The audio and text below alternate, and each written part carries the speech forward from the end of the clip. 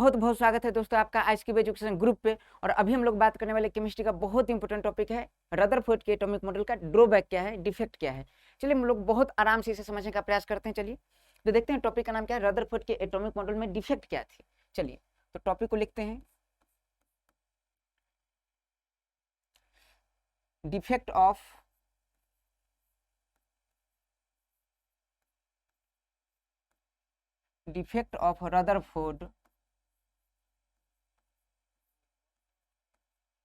Rutherford atomic model.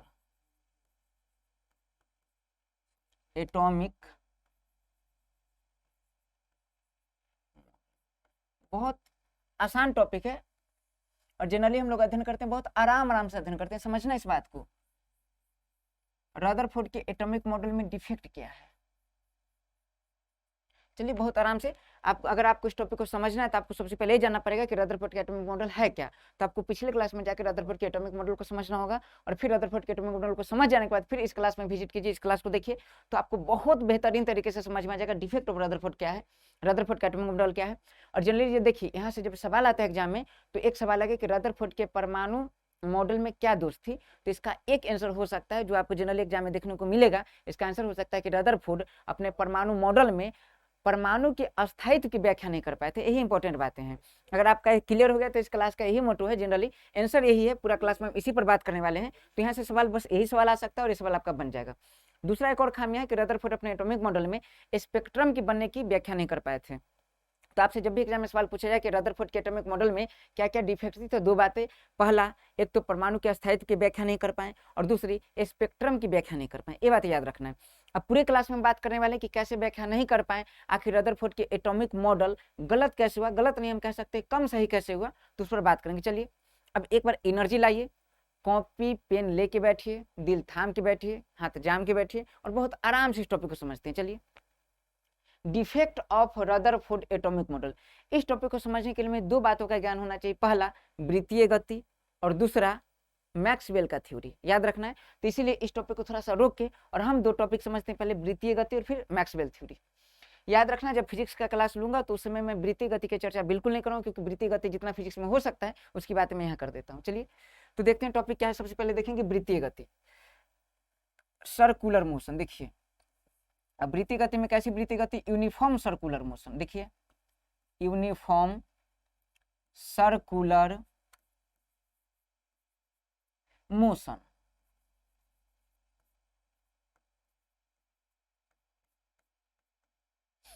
इसे कहते हैं हिंदी में एक समान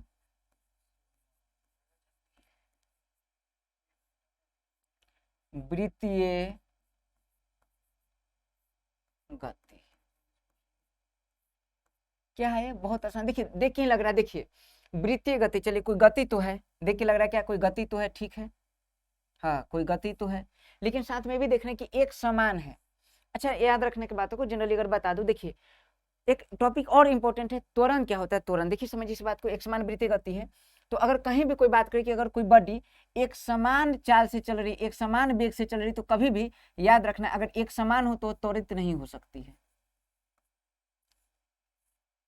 क्या बातें हैं कि अगर कोई बॉडी एक समान चाल से चल रही, एक समान वेग से चल रही, वेग से, हालांकि फिजिक्स में जाएंगे तो चाल और वेग में अंतर है, चाल अदिश राशि है, वेग सदिश राशि। तो यहाँ देख लीजिए कि अगर कोई बॉडी एक समान चाल से, जनरली मैं बता दूं, जनरली देखिए जैसे मान लीजिए कि कोई आदमी चल रहा है 20 मीटर पर सेकेंड उत्तर दिशा में चल रहा है 20 मीटर पर सेकंड के हिसाब से। अगर वो उसको जैसे मान लीजिए मैंने 5 बजे देखा, कितने बजे देखा, 5 बजे, एग्जैक्ट 5 बजे, तो वह 20 मीटर पर सेकंड के हिसाब से चल रहा है। मैंने देखा 6 बजे, 6 बजे वह 20 मीटर पर सेकंड के हिसाब से चल रहे हैं।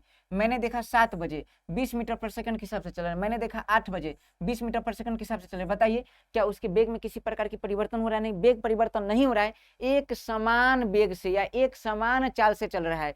जहां भी एक समान वर्ड आ जाए, एक समान को अंग्रेजी में यूनिफॉर्म कहते हैं, और वह अपने वेग में या चाल में किसी प्रकार का परिवर्तन नहीं कर रहा है। जब वो अपने वेग और चाल में किसी प्रकार का परिवर्तन नहीं करेगा तो हम कह सकते हैं कि त्वरण नहीं हुआ। त्वरण का मतलब होता है चेंज कर देना, त्वरण का मतलब होता है वेग में या चाल में चेंज कर देना।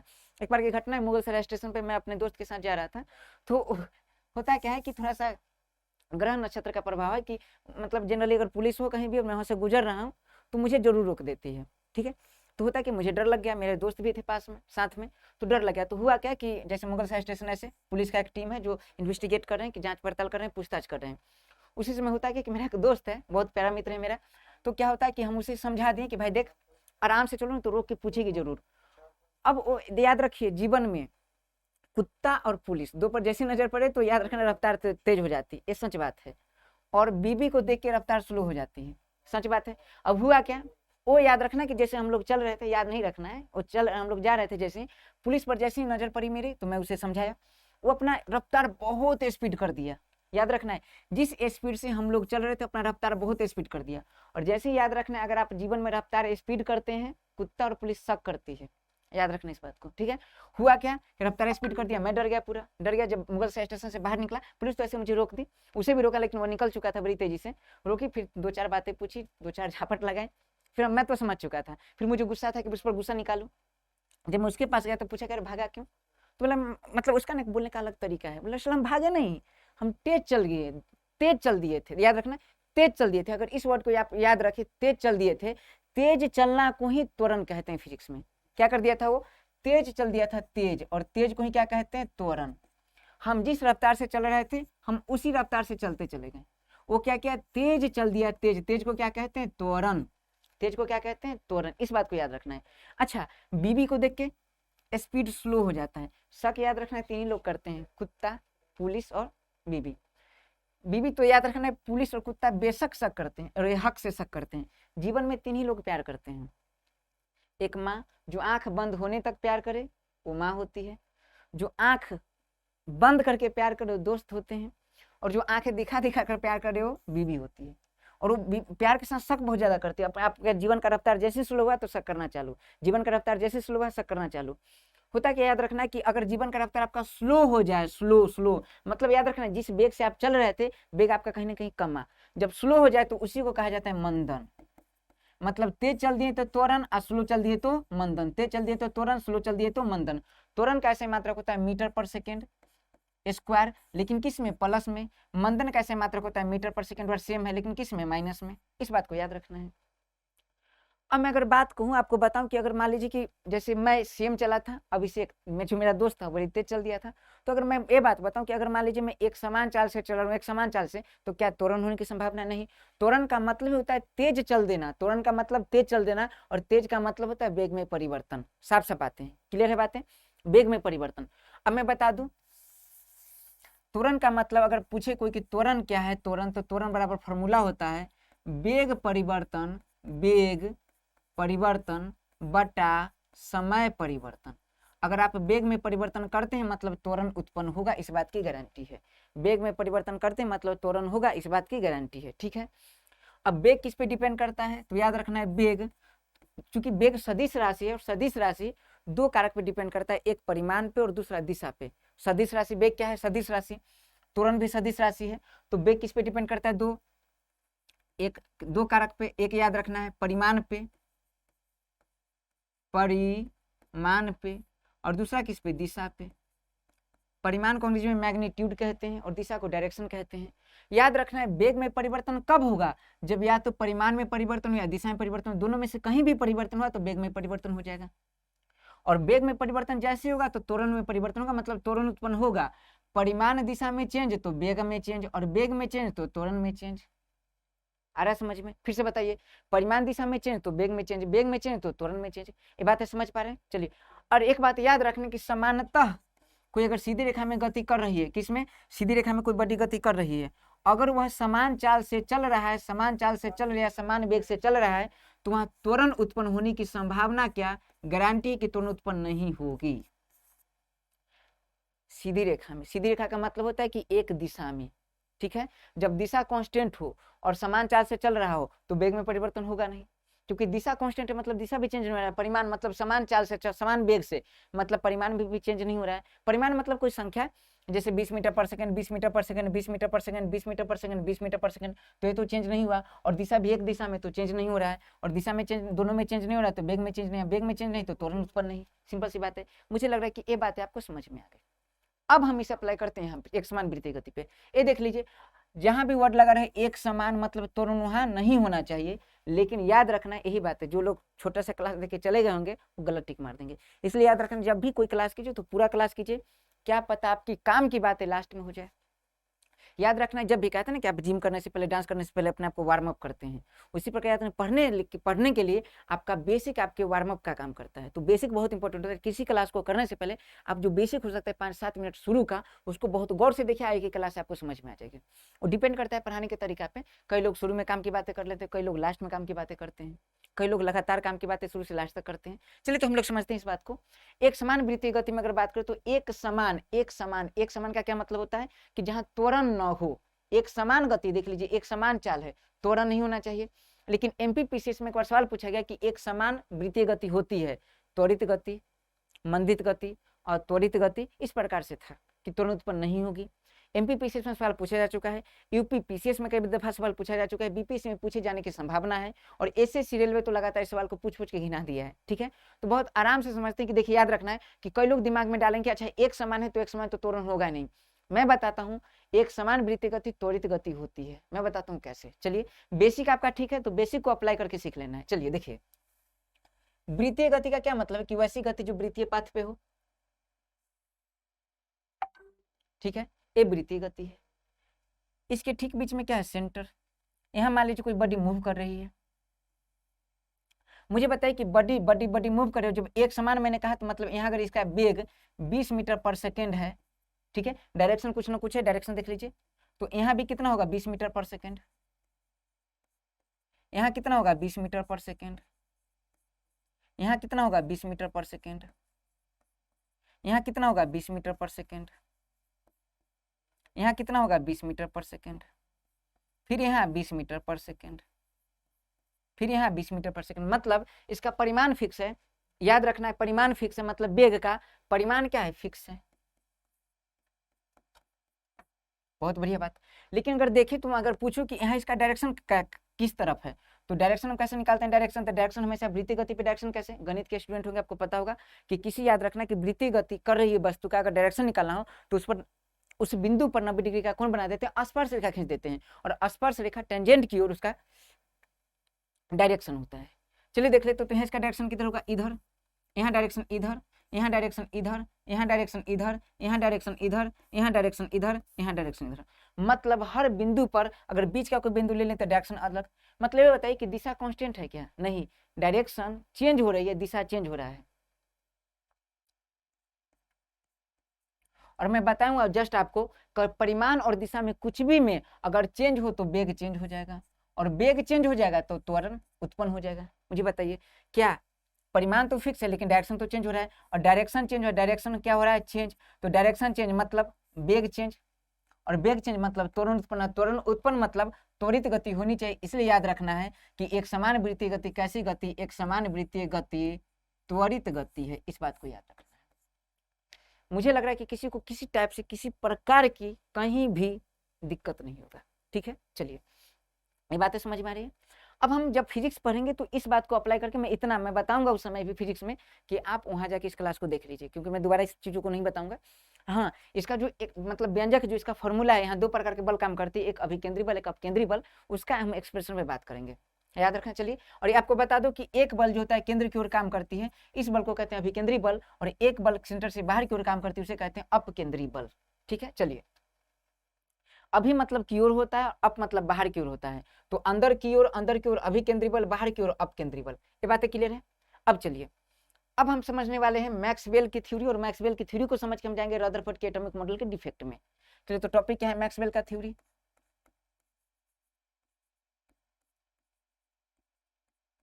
Maxwell electromagnetic theory, electromagnetic theory.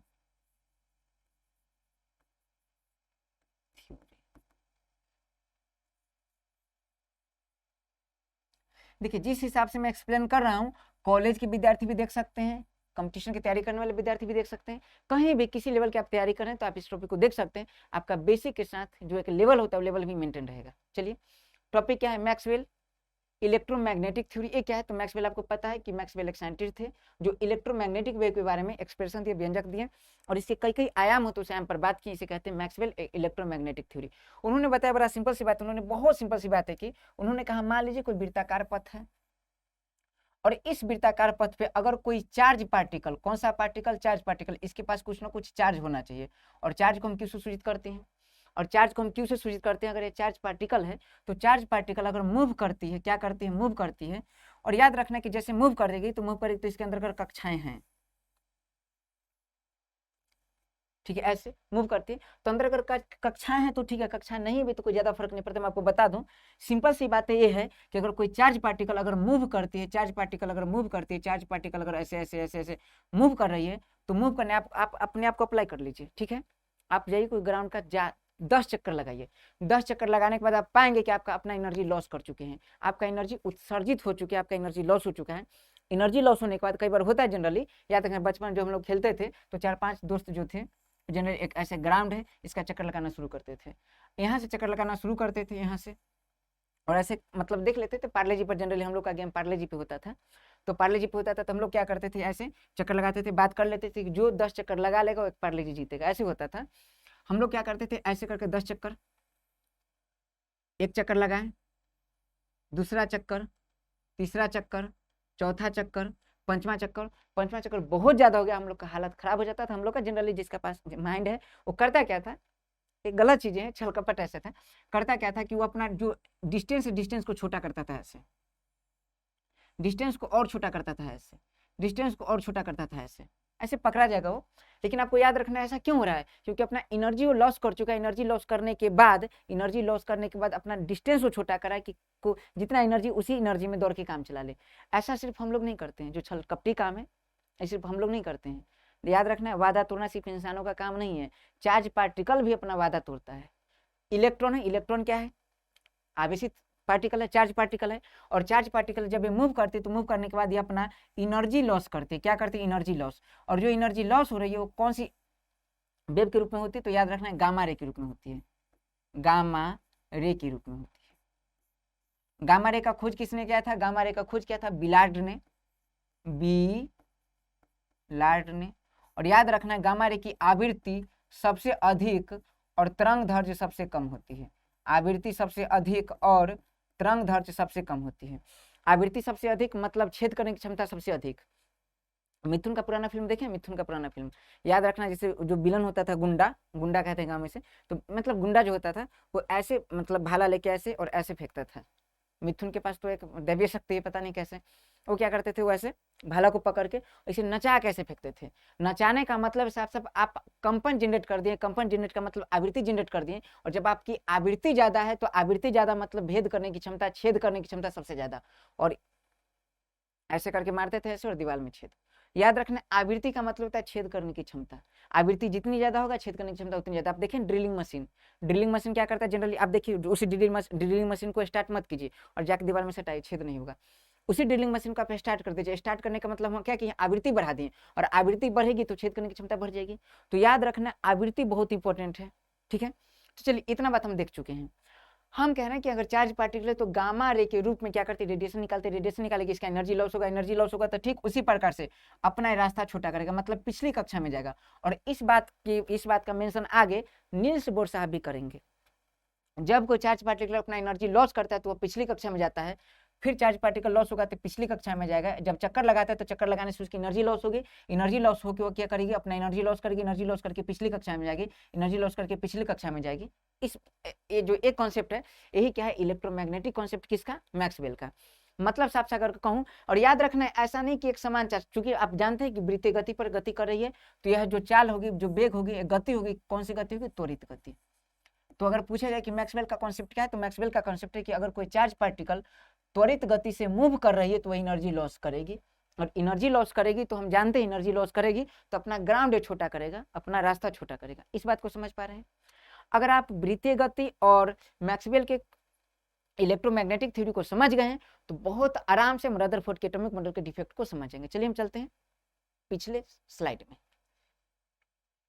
देखिए defect of Rutherford atomic model हम अप्लाई करते हैं। देखिए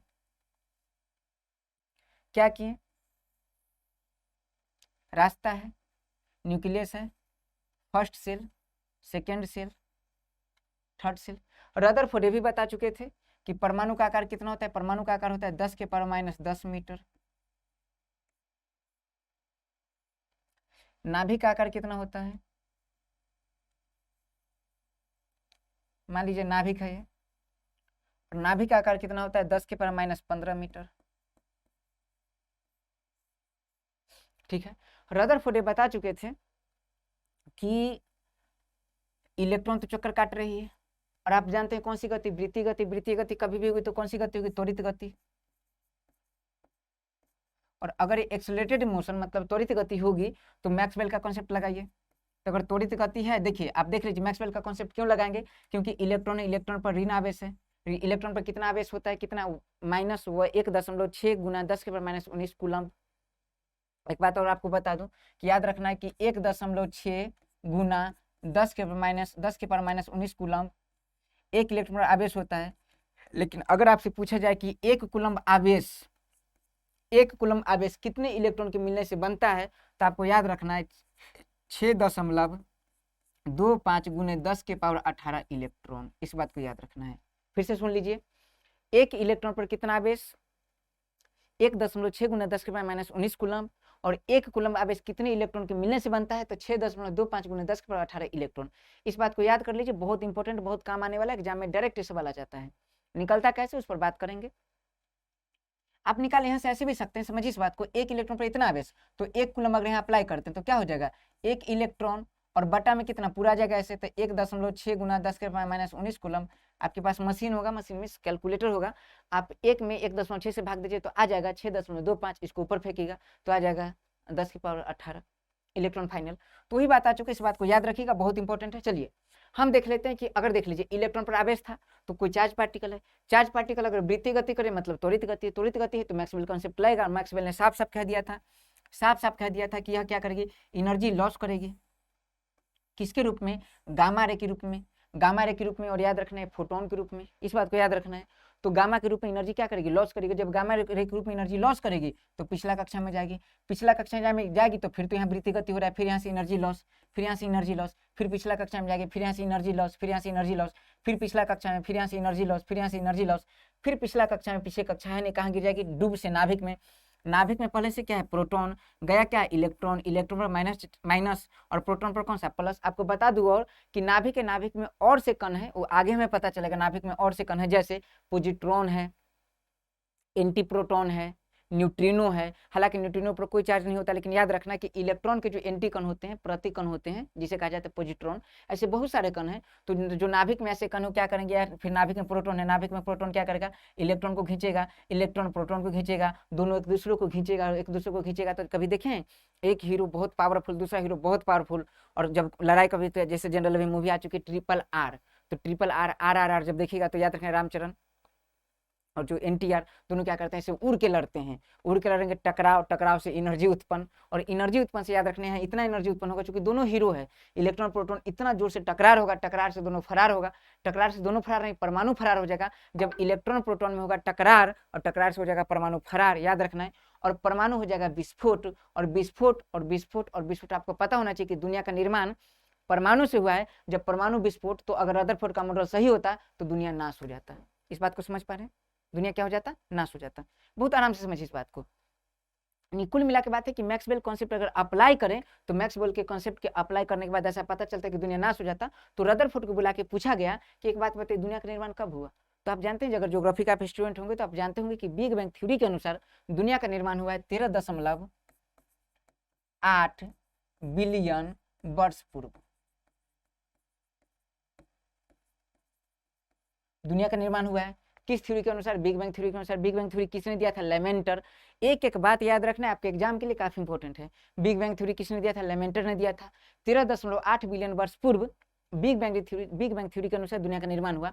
अगर रदरफोर्ड का मॉडल सही होता, मतलब एग्जैक्ट ऐसे ही होता, तो दुनिया का चारों तरफ तो याद रखिए बम बम बुम बुम ब्लास्ट होना चाहिए। ठीक है, एक परमाणु नष्ट हो जाना चाहिए चारों तरफ हमेशा। देखिए ना, अच्छा आपको बता दो कि इस कक्षा से इलेक्ट्रॉन को यहाँ जाने में, चूंकि वो कक्षा का आकार बता चुके हैं, परमाणु का आकार बता चुके हैं, तो इतना आकार इलेक्ट्रॉन को तय करने में, चूंकि इलेक्ट्रॉन का वेग आप जानते हैं कितना, 2.1 18 गुना 10⁶ मीटर पर सेकेंड। कक्षा की अगर बात करें, देखिए ये क्या इलेक्ट्रॉन का वेग, और कक्षा की बात करें तो याद रखना है, ठीक है, इलेक्ट्रॉन का वेग है। तो कक्षा के, हालांकि देखिए याद रखना कि डिपेंड करता है कक्षा की संख्या पर, डिपेंड करता है उस तत्व के परमाणु संख्या पर डिपेंड करता है। तो इलेक्ट्रॉन का वेग इतना है। मैक्सवेल के अनुसार पता चलता है कि अगर इतना दूरी किसी चार्ज पार्टिकल को इतना दूरी तय करना हो तो उसे समय लगेगा 10⁻⁸ सेकेंड। समझ पा रहे हैं? 10⁻⁸ सेकेंड मतलब समझ रहे हैं, एक सेकेंड का एक पर कितना सुनना, 1 2 3 4 5 6 7 8 इकाई दहाई सैकड़ा हजार 10,000 लाख 10 लाख करोड़ 10 करोड़, मतलब एक सेकेंड के 10 करोड़वें टाइम में, एक सेकेंड के 10 करोड़वें टाइम में इलेक्ट्रॉन सटाक से नाभिक पहुंच जाएगा और ब्लास्ट हो जाएगा। मतलब आपके चारों तरफ happy Deepawali happy Deepawali happy Deepawali boom ब्राम ब्लास्ट होते रहेगा हमेशा, और पूरा दुनिया नष्ट हो जाता। इसका मतलब है जब रदरफोर्ड से पूछा गया कि एक बात बताइए, उस हिसाब से तो दुनिया कब का नष्ट हो जाता। तो आप ही बताइए, अगर आपका मॉडल सही है तो फिर दुनिया नष्ट क्यों नहीं हो रहा है? मतलब परमाणु अस्थायी कैसे है? परमाणु तो अस्थायी होता, अगर आपका कॉन्सेप्ट सही होता तो परमाणु तो नष्ट होना चाहिए, और जो चीज नष्ट हो जाए उसे अस्थायी कहते हैं। हम लोग क्या है, अस्थायी है, एक समय मर जाएंगे। आप जानते हैं कार्यपालिका 2 प्रकार के होते हैं, एक अस्थायी कार्यपालिका, एक अस्थायी कार्यपालिका। अस्थायी कार्यपालिका किसे कहते हैं? जैसे कलेक्टर बन गए आप, तो कलेक्टर होता है लगातार, और एक होता है 5 साल के लिए मुख्यमंत्री, 5 साल के लिए प्रधानमंत्री, 5 साल के लिए जो जनरली बनते हैं, तो 5 साल के लिए जो है उसे कहते हैं अस्थायी कार्यपालिका।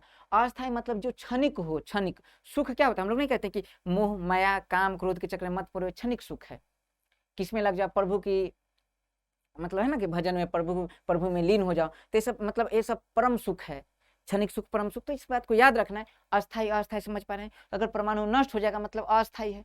रदरफोर्ड के अनुसार परमाणु अस्थायी होना चाहिए। तो मैक्सवेल वगैरह जितने भी साइंटिस्ट उन्होंने पूछा कि अगर परमाणु अस्थायी है तो ब्लास्ट होना चाहिए, तो फिर ये रुका हुआ कैसे है? परमाणु अस्थायी कैसे है? परमाणु के अस्थायित्व की क्या कारण है? तो रदरफोर्ड नहीं बता पाए, तो यही उनका, रदरफोर्ड ये नहीं बता पाए, दूसरा बात रदरफोर्ड ये भी नहीं बता पाए कि स्पेक्ट्रम कैसे बनता है, इस बात को नहीं बता पाए, इसलिए रदरफोर्ड का एटॉमिक मॉडल गलत हो गया। चलिए, तो ये हमारा आयाम था। मुझे पूरा यकीन है आपको एक एक पॉइंट समझ में आया होगा, और याद रखना है कि अभी नहीं तो कभी नहीं, इस बात को याद रखना है। बहुत आराम से पढ़िए, इत्मीनान से पढ़िए, फिर हम लोग अगले क्लास में एक नया आयाम लेकर पेश होंगे, और बहुत आराम से जो अगला टॉपिक हो उस पर बात करेंगे। वो अगले टॉपिक में हम बात करने वाले नील्स बोर के एटॉमिक मॉडल पर, और उसके बाद बात करेंगे नील्स बोर के एटॉमिक मॉडल में जो खामियां होगी और उसमें जो गड़बड़ी होगी, उसके बाद हम लोग बात करेंगे क्वांटम नंबर के बारे में। चलिए, तो हम लोग मिलते हैं अगले क्लास में, इसी ऊर्जा इसी उमंग और नए एहसास के साथ। जय हिंद, जय भारत।